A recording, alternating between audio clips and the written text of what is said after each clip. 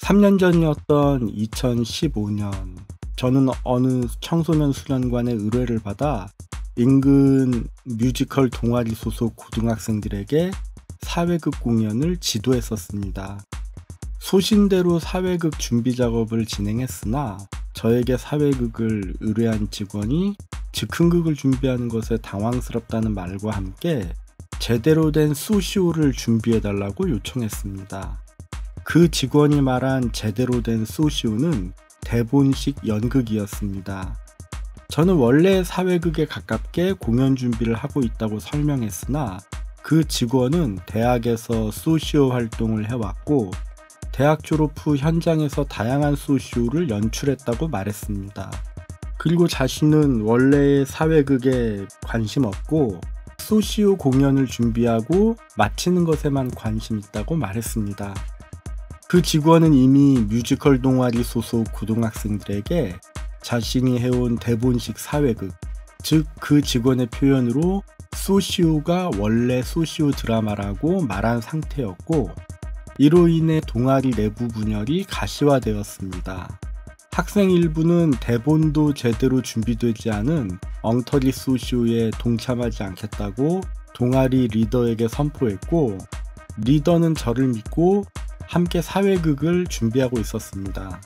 결국 저는 학생들이 처해 있는 내부 분열의 어려움을 사회극으로 진행한 뒤 그동안 학생들과 사회극 소재를 준비하면서 다루었던 당시 다양한 사회 문제들과 학생들의 이야기를 모아 하나의 대본을 만들었고 제가 진행자가 되어 직영주식 사회극과 대본식 소시오를 절충한 연극을 만들어 무사히 공연했습니다.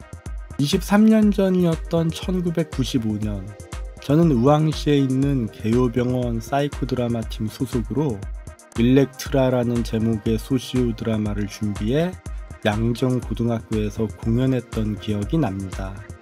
그때 한국 최고의 사이코 드라마 권위자라고 알려진 어떤 이에게서 제공받은 일렉트라 원작 대본을 읽었고 그가 운영하는 극단의 공연을 담은 비디오 테이프를 보았으며 극단 소속 연출가라는 사람의 깊이 없는 설명을 듣고 소시오 드라마는 딱딱하고 재미없고 어렵다는 생각이 들었습니다. 이후 몇몇 대학교 사회복지학과에서 공연하는 소시오 드라마 혹은 소시오를 접하면서 이 또한 한국 최고의 사이코 드라마 권위자가 전래한 것임을 알게 되어 불편했습니다. 지금으로부터 12년 전이었던 2006년 한국에 내한하여 소시오 드라마 워크숍을 진행한 안토니아 가르시아 덕분에 저는 한국 최고의 사이코 드라마 권위자가 전래한 소시오 드라마는 원래 소시오 드라마와 거리가 먼 아마추어 연극임을 알게 되었고 제가 느꼈던 불편함이 자연스러운 것임을 확인했습니다. 일부 대학생들에게 소시오라 불리운 이 아마추어 연극을 한국식 소시오 드라마로 명명하려고 시도 중이라는 소식을 들었습니다. 저는 반대합니다. 저는 사이코 드라마에 대한 기득권을 갖고 있는 한국의 어느 권위자가 소시오 드라마에 대해 잘 알지도 못하면서 대학생들에게 널리 전래한 아마추어 연극이라고 생각하기 때문에 소시오 드라마라는 이름을 가질 수 없다고 생각합니다. 저는 그의 대표작 일렉트라를 예로 들어 딱 한 가지 의견만 남기겠습니다. 일렉트라는 한국 최고의 사이코 드라마 권위자가 고안한 소위 한국식 소시오 드라마의 대표작으로서 자발성과 창조성이 결여된 대본극입니다. 이것만으로도 한국식 소시오 드라마라는 이름을 가질 자격이 없다고 생각합니다. 저는 국내 사이코 드라마 권위자의 아마추어 연극이 소시오 드라마로 전래된 것으로 인해 원래 소시오 드라마가 부정되거나 대본이 없다는 이유로 즉흥극이라 불리운 것을 보면서 한정되고 제한된 정보 속에서 자생한 변이체가 진실을 덮으려고 하는 묘한 현상을 목격했습니다. 저는 2006년에 출판한 저서 직영주의 연극치료 워크북을 통해 직영주식 연극치료가 만들어진 과정을 프랑스의 사회학자 보드리야르의 시뮬라르크를 통해 설명했었습니다. 마찬가지로 한국식 소시오 드라마라는 아마추어 연극이 한국에서 소시오 드라마로 통용되는 것 또한 설명 가능하다고 생각합니다. 보드리아르는 복제 혹은 모방이 새로운 실제가 되어 성장하기까지 총 5단계를 거친다고 했습니다. 첫 번째는 복제가 실제에 반영되는 단계입니다. 두 번째는 복제가 실제를 변질시키는 단계입니다. 세 번째는 복제가 실제의 부재를 감추는 단계입니다. 네 번째는 복제와 실제가 아무런 관계를 갖지 않는 단계입니다. 마지막 5번째는 복제가 순수한 창조물로 남는 단계입니다.